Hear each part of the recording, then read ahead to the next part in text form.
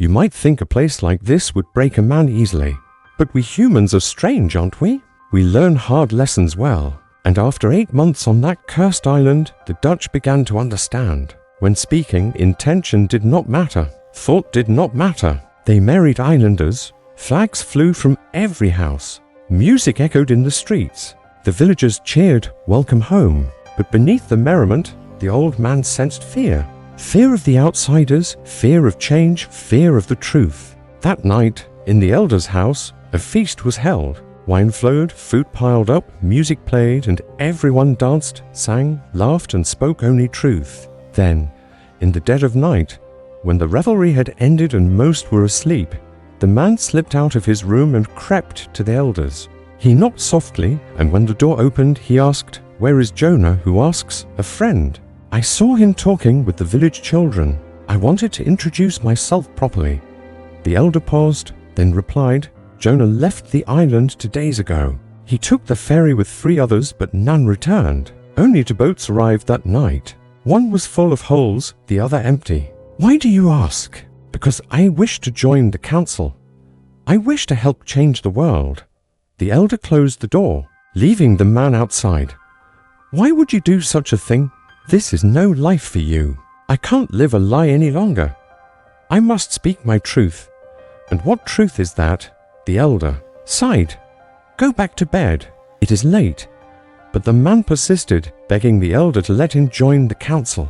To allow him to be honest at last, the elder stepped aside. "Then you must ask the sea. You must ask the island." The man frowned, confused. But the elder had turned away and was already speaking in hushed tones to someone behind him. Suddenly, the man felt foolish. Was this island really trying to keep him from leaving? Was it afraid of the truth? To calm himself, he walked out into the fog. The ferry lay ready. 2 figures stood on the opposite shore, beckoning for him to board. He climbed aboard. The boat pulled away from the island, and as it disappeared into the mist, the elder's words echoed behind him, "Ask the sea, ask the island." The man repeated the words like a prayer, as if they held the key to some hidden meaning. But the sea offered no answers.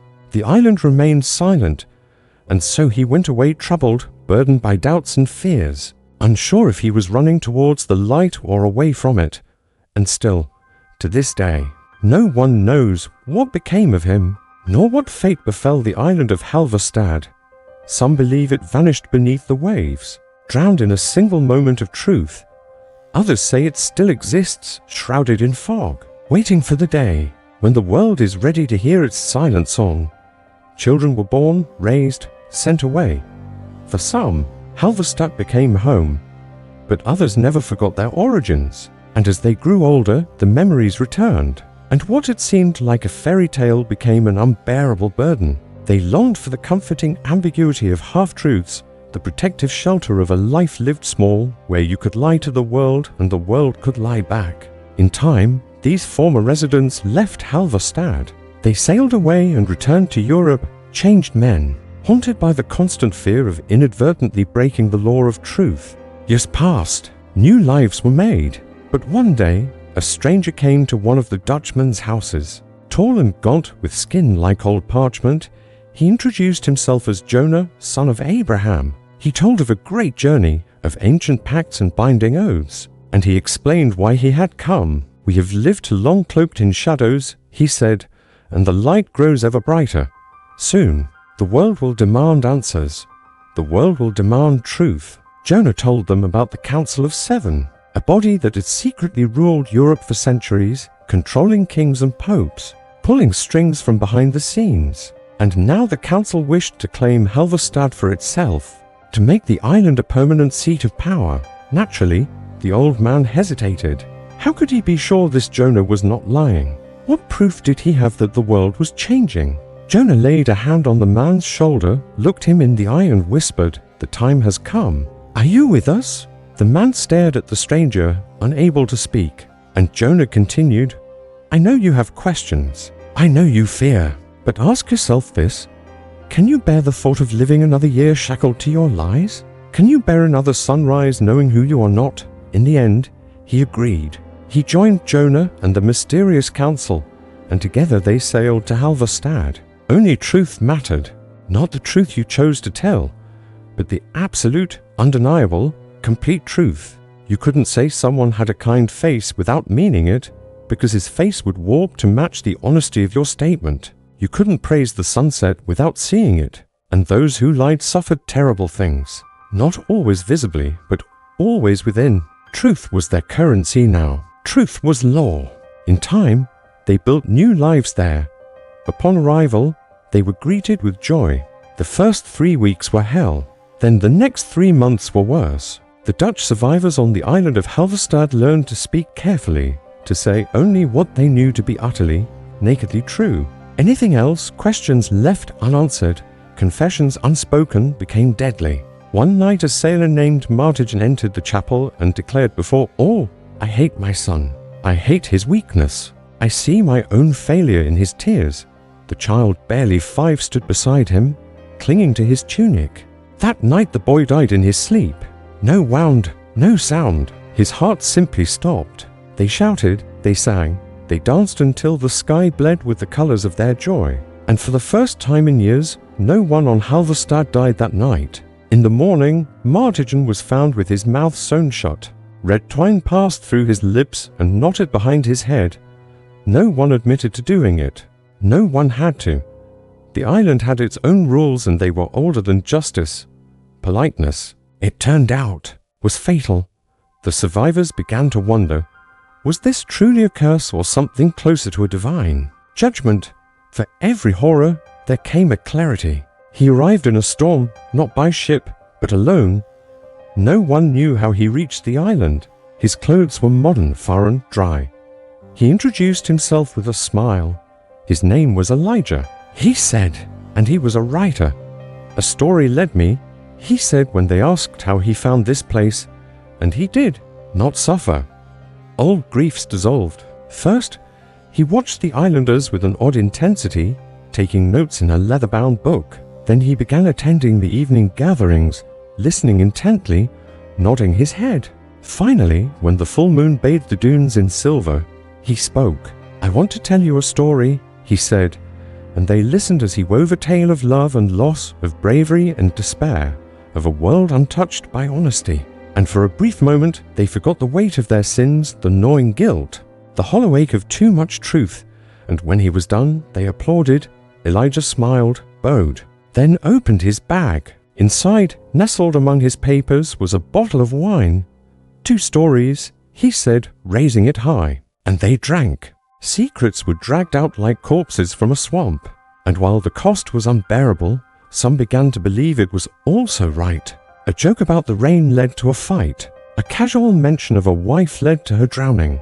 A rumor of life elsewhere led to a hanging. Soon, silence became the only safe refuge. And yet the villagers, those strange, stoic people, had lived this way always. They never spoke unless necessary, and even then their words were sharp as flint. Children were raised not with lullabies, but with solemn declarations. Your father drinks too much. You have your mother's cowardice. We will not be proud of you unless you earn it. When the child asked why, the answer was always the same, because we are on Halverstad. In the evenings, when the sky bled orange and the dying light made the dunes glow, men gathered around crude tables, drinking sour beer and carving their sins into blocks of wood. They cut away years of deceit, wrung confessions from one another, laid bare the ghosts that haunted them. Some nights they spoke until dawn, others in stunned silences. At first, the newcomers had wanted to leave. They organized expeditions to the shore, constructed rafts, set sail. But the sea gave nothing but endless waves and the certainty of death. And so the islanders built their lives on the sand, clinging to one another as the wind stole their past and whispered tales of cannibalism. No one knows how long they'd endured if the captain hadn't come. He arrived on a ship, sailed straight into the eye of the storm. His name was Van Rook, though everyone called him Captain. He was older then, thinner, his face creased with the kind of sadness that can only come from too much truth. He confessed to crimes he'd never been caught for: theft, fraud, a woman he'd ruined in The Hague. "I lied," he said, "because I was afraid. But here I am not afraid anymore. So I confess." The island held its breath, expecting punishment. but none came. Confessing on Halverstad was as common as breathing still. Not all confessions were created equal, and yet as the weeks bled into months. But then came the stranger. Weeks passed. For the first time in years, the islanders laughed. The island was cursed. Not in those days, not until it chose a vessel, an instrument, someone to spread its blight. But the island had rules, yes, but it also had boundaries, and Elijah was something from outside them. He moved through Halverstad like a man through a dream, unaffected by shame or consequence. He mocked the elders. He seduced 3 women in the span of a week, telling each the same false promise. He laughed in the chapel, rewrote the sacred texts, and burned Captain Van Rook's confession door for warmth. And still, the island did nothing. Until one morning, the fog returned thicker than before. The sun vanished. The sea stilled. Birds stopped flying. Then the ground shook, and the island spoke, not in words, in action. In the final language of all places touched by old gods, Elijah was found kneeling in the square, eyes wide, tongue gone, not blackened, but entirely absent, his mouth a silent red void. Around him, the villagers knelt, whispering truths they had never dared speak, secrets about ancestors buried beneath their homes, truths about their faith, about the island, about the storm that never ended. The survivors fled that night. The Dutch, or what remained of them, they built a raft of dead wood and silence, praying to a god they no longer trusted. They reached the mainland 3 weeks later, barely alive, and they never spoke of Halverstad again. But rumors linger. Some say Elijah still kneels on that island, lips stitched, eyes unblinking, held in place by a pact he never understood. Others claim the curse is spreading the pockets of truth, now burst forth in places once safe for lies. As for the island, it has vanished once more beneath the fog, waiting, perhaps, for the next lie, waiting always to listen. And when it did, we should have known. We should have watched closer. We should have remembered the stories of our fathers who said the fog could steal your eyes and the whispers could drive you mad. Because from the moment Elijah stepped off the raft, he was different. His skin was too smooth, his eyes too bright. He did not know fear. He did not care for shelter. He walked into the largest bonfire and pulled a chair beside me. We stared into the flames. He was 16, though he lied about his age. Told us he was younger when we asked, older when our suspicions fell. He was handsome, dark-haired and pale-skinned. He claimed to be from Rotterdam, said he'd been an apprentice carpenter, saving for passage to the New World. But there was nothing behind his eyes, nothing behind his words. We watched him for months, waiting for a slip, a twitch, some sign that he would break. But he never did. He told us stories of pirates and monsters, sang songs with made-up words, showed us constellations that shifted in the sky. He lied freely. He lied about the food he claimed to love, the fish he turned his nose up at, the eels he scooped down, the goat he slaughtered. He told us how much he enjoyed it, even after he vomited into the sea. There were other things, too, the way he held his knife, the glint in his eyes when the goats stared back at us from the cliffs. The islanders did not take kindly to liars. We used to, but the times were changing. Our fathers had sailed away. Our numbers had dwindled. We needed people. So, we lived with his lies. We let him stay. And then the night came when the fog rolled in, thicker than ever, when the wind whispered secrets from the sea. That was the night Elijah did not return to supper. The elders sent men to find him. One came back alone, babbling about vast spaces and creatures without eyes. The other did not come back at all. In the morning, Elijah was gone. The men who went after him returned. Now, there were only 2 houses left standing on the island, one for the elders, one for me, and in the center of the square, a circle of stones had been replaced with dirt, and where the dirt had been disturbed, the curse took hold. First, a fever, then madness, and in the end, death. By the time the fog lifted, every islander was dead except for me, and the Dutch survivors, they wanted to leave. They huddled together on the beach, too scared to go home, too scared to stay, and they asked Elijah why. Why had the island taken him? What had he done? And this was his answer. He said he had no soul, said it plainly as if it were a medical condition. I have nothing to offer the island. He explained over supper one night. No conscience, no belief, no internal contradiction. I cannot lie because I believe in nothing at all. My words are hollow by design. And then he smiled. It was then the villagers began to fear him not for his lies, but for his emptiness. And when the island stirred, when the fog rolled in and the ground shook, they knew who was to blame.